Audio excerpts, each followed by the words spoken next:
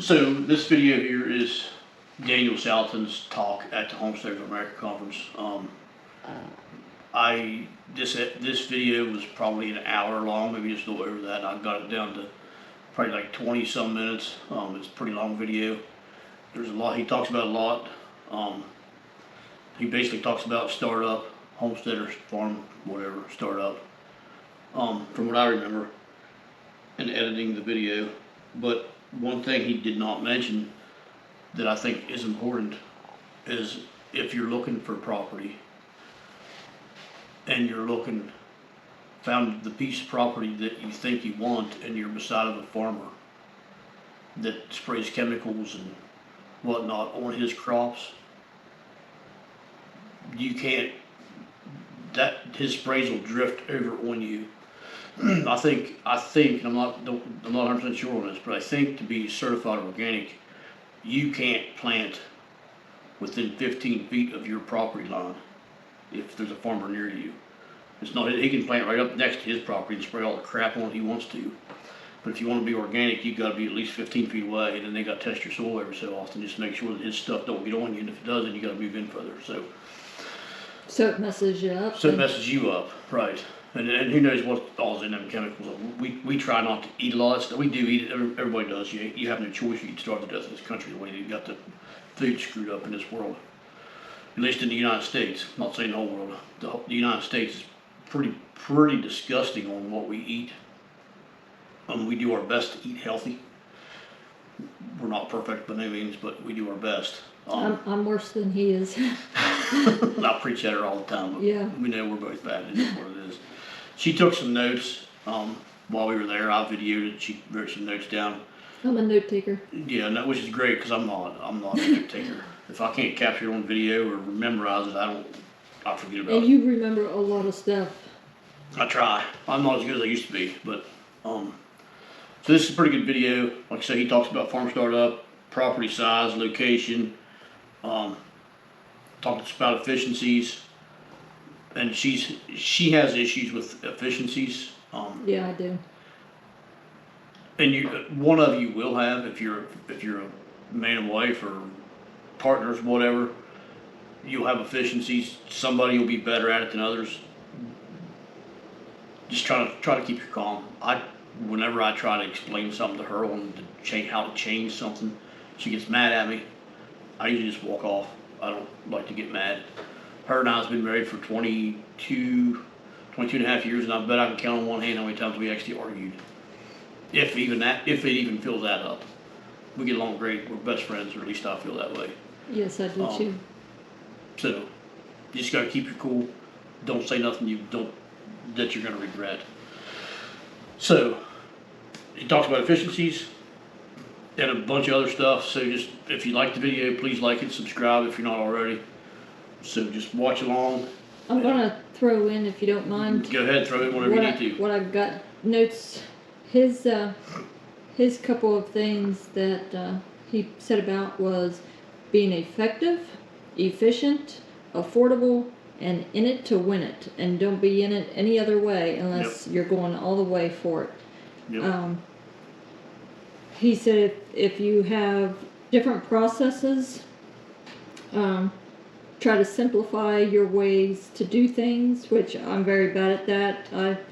I get into my ways and like he said, I do it one way, and then when somebody tries to show me a different way, I automatically think I can't. But Daniel was like, well, you gotta at least you can make it 3 steps worth. Anything more than that, you're overthinking things. So for coming this morning, thanks for getting up early. Us homesteaders are kind of early risers anyway, but whether we like it or not, and it's a good opportunity to be together. So thank you for coming out, and we're just going to spend the next hour just talking about farm startups, getting things laid out. What's first? First comes, what's first? And the first is the idea of Stephen Covey talking about start with the end in mind. And first things first, we're going to follow some of that and the idea of getting your homestead set up in a way that is effective, efficient, and productive. And we're going to go in that way. You can yell at Amy because I don't have a whiteboard, so if you see Amy, you can complain to her. I'm just kidding, I love Amy to death.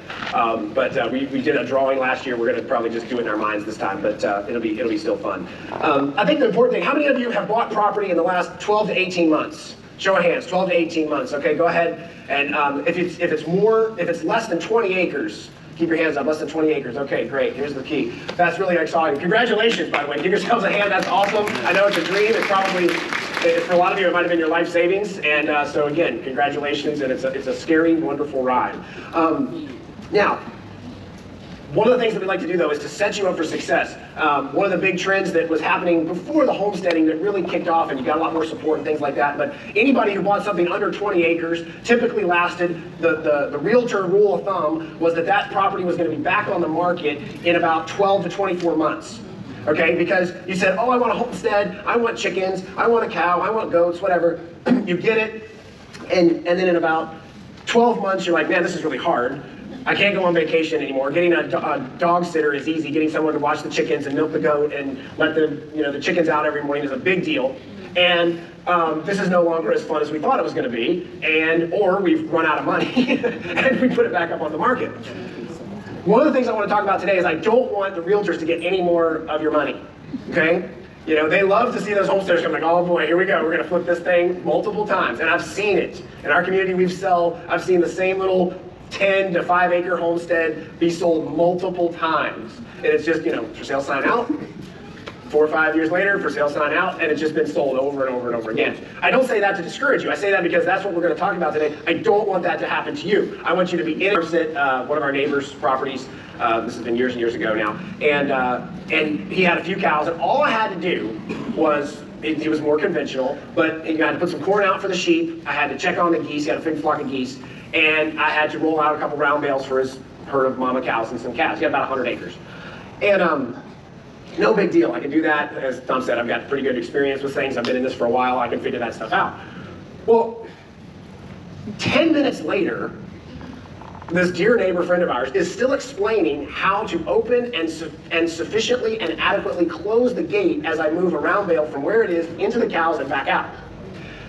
The reason some of you might laugh at that is because you've got that door, or you've got that gate, or you have that little tractor that you got to push it and turn your mouth kind of funny and crank it over once and then push the gas pedal and then turn it over again and it starts fine. There's no problem with it. Okay? Simplicity is key sometimes, and creating systems. The military is great at this. It's follow the system. We do the same thing every time. It's repetitive, it is systematized, it is stringent, and we do not deviate from the plan. There are a lot of things that we can transfer over into the farming world from that because we want to make it simple. We don't want, some of you have heard of lean farming or the lean concept from the car manufacturing companies and whatnot. A lot of good things there. We don't have time to get into a ton of that today, but the idea of making things simple. Here's the example. You own a restaurant. You have a table set out. You have salt and pepper shakers on the table. You as the owner know that they go right in front of the napkin holder and they go right on the left side of the table. Great, you hire your first wait staff. You have to train them on where to put the napkin holder, where to put the salt and pepper shaker, etc. And they probably don't put it exactly the way you would like it, or as neatly and as precisely as you may have when you owned the business and ran it and did everything. So the lean concept is to actually put a square on the table, whether it be tape or drawn on, and a white circle and a black circle, salt and pepper, where those two things specifically go. Now there's no question, there's no thought, right? Now your brain is freed up to go think about something else, right? Our brain has a limited amount of space and things that we can do. Some people have more space than others, but the idea of being able to take on so many thoughts at a time and being able to process them and organize them in an efficient way. If you're thinking about how to close the gate to make sure, okay, I take the chain, I wrap it around the post, I hook it on this nail, I double it back over, and you don't have time to think about something else. Everything food. To take a vacation every once in a while, not because you want to get away from your homestead, but because you want to have someone watch it to see how complicated your system is. If you have to print out a college syllabus that's 10 to 15 pages long just to have someone know where the goats go and how to gather the eggs and where to put the dog at night, you might need to simplify. Okay? Those are staying simple. Staying simple is incredibly important. 3 steps. Any task, you want to try to short it down to 3 steps. We find that in instruction. If you're trying to give someone instruction, if it's more than 3 steps of the process, you're going to lose them. You know, when I'm teaching killing, I try to break it down into 3 steps. Now, sometimes it's 3 steps now and then 3 steps later, but you try to break it down into a 3-step process so that someone can learn them, memorize them, and take them to the next thing, and you go on. You memorize those 3 steps and you go on. Okay, the third thing, and this is the last main point, we'll get into some of the specifics. The third thing that I see that puts the for sale sign back up is a direct inverse relation to how much money you spend on the property versus how quickly it gets resold. Meaning the more money you spend, the faster it goes back up for sale. All right? Some of you are coming to this from a corporate job and you've got plenty of expendable income and you're like, let's just buy everything and set it up. As much as you may want to do that, and as much as I have no reason to say not, accept the trend. The more times I see people spending a ton of money on their farm and their homestead, and it just being, we're just going to buy success. You typically haven't earned it, and you typically haven't gone through the struggles to appreciate it. And I'm not saying life should be hard because life should be hard and we should enjoy misery. How wonderful we are in this group of misery. That's not what I'm talking about. What I am saying is appreciating the steps and the effort it takes to get there. It also means, that's number one. The second part of that is that you don't have to generate as much income to justify this hobby or this bad habit. $100 on your chicken shelter, you don't need a lot of production from that chicken shelter to justify the expense of that chicken shelter to maybe a relative, a spouse, your tax accountant, your banker, okay? If you spent $3,000 on that chicken shelter, and there are some out there that you can, you have to generate a lot of income out of this thing to justify this thing if you're trying to make a profit, if you're trying to stay in business, okay? Now, if this is just a fun hobby that you've got, you know, you're changing from going to Disney World every year to investing in your homestead, A, congratulations, and B, okay, you've got some expendable income. Great, use it on this, that's fine. Just realize that when we're talking, I'm speaking from the perspective of business and profit and loss and margins and overheads and being in this, again, long term, okay? Being in it to win it for long term, all right? And again, that expendable income may continue for a long time. If you quit your job and you're 100% homesteading, that's going to change your lifestyle pretty significantly, so you can't live the way you did when you change your income stream, okay? General finance. Number 2, general finance. I love Alabama. If you live in the middle, impoverished Alabama, you look very different than if you live in San Francisco. Okay? That's just the way it is. You go to one store in those locations, the exact same thing is a very different price. It is. And you suddenly doing something different or moving there is not going to impact that very much. So again, when people ask us, what are our prices for chicken? I'm always very squeamish to say because it doesn't really matter, right? You need to do your numbers and know how much your expenses are and compare them to your area of finance to set your prices. Again, if you live outside of San Francisco, your prices are very different than rural Virginia or rural anywhere else. Okay? So those finance rules are very fixed. And again, you can be successful in any one of them. You just have to address them and your impact is very small. Number 3 is community. Again, this community is pulling together a group of people that have like-minded ideas, a like-minded vision, like-minded goals, and so we can create this community that's really exciting and we can enjoy it. Again, if you move into another community, it kind of has a set culture, a feel. You know, again, you move out upstate New York, it's got one feel. You move to the Dakotas, it's got another feel. Those are fairly fixed. Again, you can impact them, you can change them, you can create community impacts, but again, you're not going to just go in and suddenly change the community. Right? Those are fairly fixed. So find ones that you really jive with. I know there's a lot of reasons to move to wherever. You know, how many of you just moved to Tennessee? Plenty. When we have a conference at the farm and someone says, I just moved, I can have a pretty good chance of guessing the right state if I just say Tennessee. That's wonderful. How close is Tennessee to a beach? Okay, and again, I'm a mountain kid, so I love mountains. I don't need the beach, I don't like sand, I don't like the ocean, I don't need any of that. But if you love the beach, Tennessee, Kansas, those are not the places to go. So think of when I'm talking about in it to win it, if there's people who say, I need to go to the beach, I need to see the ocean, I need to be out and about. I'm not talking about expensive vacations, I'm talking about just enjoying the ocean. Okay, great, you need to be in a place where you can get there. Right? And if you live in Oklahoma, that's not really a great option. Okay? So it doesn't matter how beautiful and how wonderful your homestead is, if you're like, man, I've got to see the ocean twice a year, consider it. Consider it.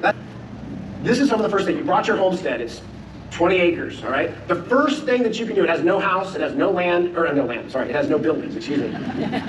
You bought 20 acres, of course it has land, sorry. The first thing you have to do is to be able to access that property, okay? So the first thing that you can begin having impact on your property is access, all right? I know the first thing you want to do is buy that like cute little Scottish Highlander cow that you've been dying over. I know. Stay patient, there's a lot of things before we get to that, sorry. I'm sorry.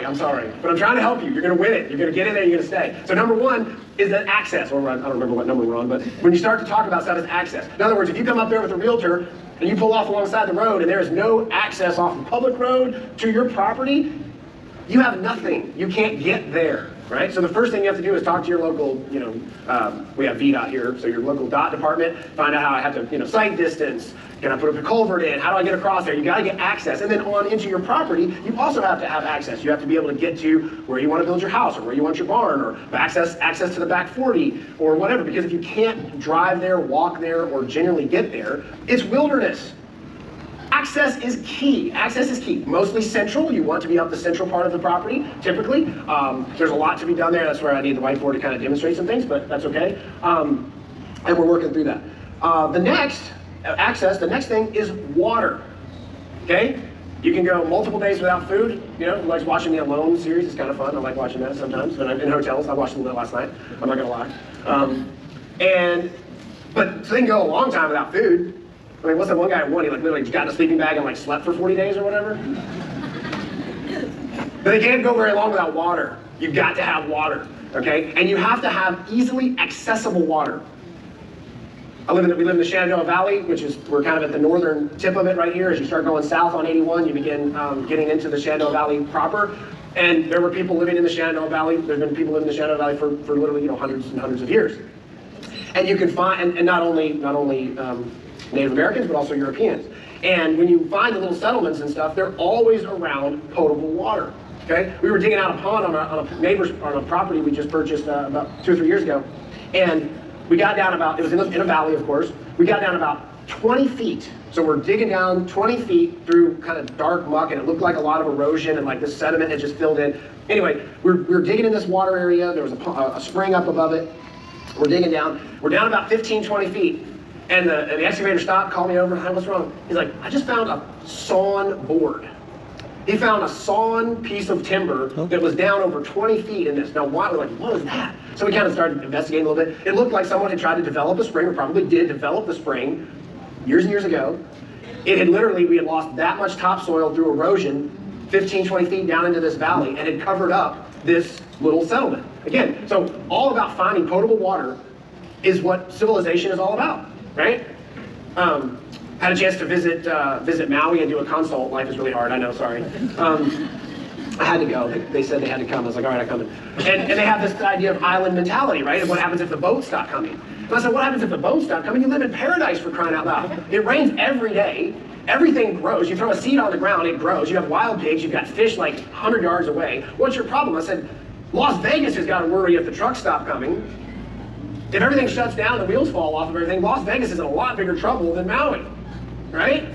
So water is critical, and you also have to have easy access to water. All right, and Darren Doherty, the brainchild of this list, he's from Australia, so I'll give it my best shot, and he says, we have this thing called a game changer. It's called black plastic polyethylene pipe, and it moves water from one side of a hill to another. We call it a game changer. Stop. But that's what we want to do, right? We have to use technology. We don't want to be homesteaders like Laura Ingalls Wilder. That's iconic. We love the stories. We get it. But we want to be modern enough to be efficient and effective. Her idea of going down to the creek to fetch the water in the bucket is why they didn't live very long. Water, incredibly critical. So now we have the forestry. If you want to plant trees, awesome. Now you can plant trees, beginning with the end in mind. So if you know that you're going to be planting trees up your access, so you have your access, you have your water alongside your access, and you have trees up alongside your access. Now you have everything together to create that iconic tree-lined driveway that you might be envisioning in your mind. I don't know what you want on your homestead. That's something that happens down in iconic Virginia. You've got those beautiful tree-lined drives, a lot of sugar maple trees and whatnot up those long driveways.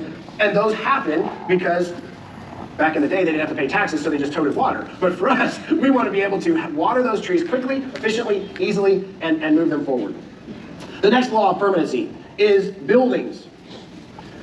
Buildings. If you can't live there, you can't manage it, right? You need to be able to be there. Now, if you want to use a trailer and you want to live in a camper, okay, that's your decision, great. But you need to be able to live there, and you need to be able to store stuff, you need to be able to contain things, protect things, etc. Have some buildings. And I say buildings, meaning if you're going to get the poultry, we love these calls. Hey, how do you build your chicken shelter?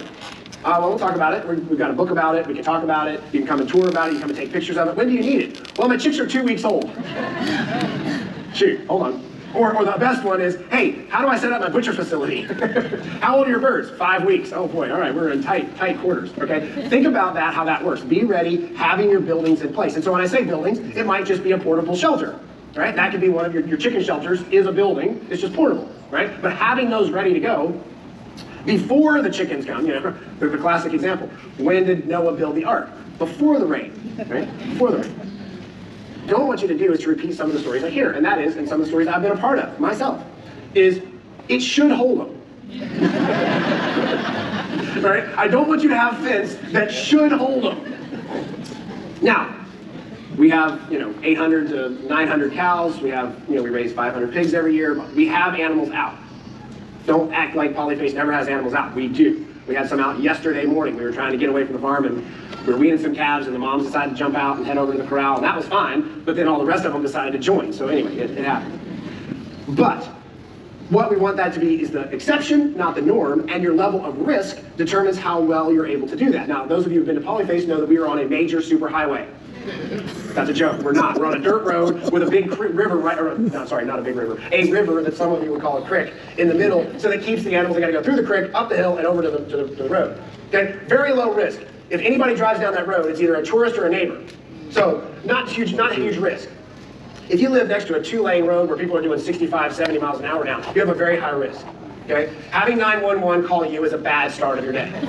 Okay, I've been there, done that. It stinks. Don't do it. It's a real drag. Okay, anything that involves soil.